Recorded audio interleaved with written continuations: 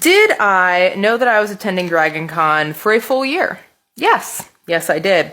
Did I start doing any of my con crunching until last week? No, I did not. So, welcome to the chaos. Come along with me as I attempt to get all of these done before I leave in 10 days. First up was Laudna from Critical Role. I've done this one before, so I thought it would be an easy one to knock out. I needed a few upgrades on things, I needed my own pate, and the wig needed an overhaul, because last time I used my real hair.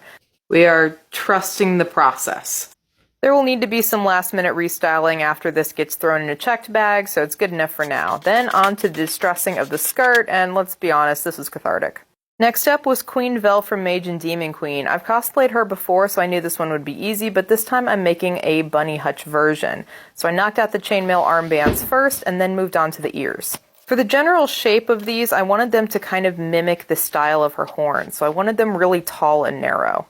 Now, I could do this the proper way and actually sew these ears, but I've been drinking and I'm lazy, so we're gonna use hot glue.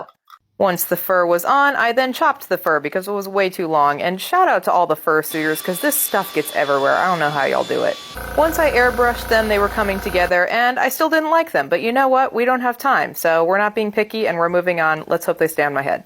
Last one I did for this week was Knight Umbreon. So this is just a D&D version of an evolution, and unfortunately I was traveling a lot for work this week, so I was doing chainmail in the airport terminal, and yes, I got strange looks.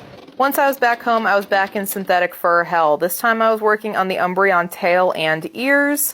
I needed this very voluminous tail to be able to crush up and be able to be packed, so I used couch foam and then covered it with faux fur.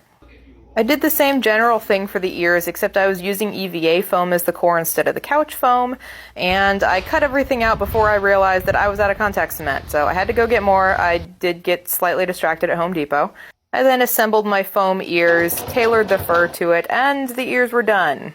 Ish. 10 more days left to go. The armor tailoring is up next.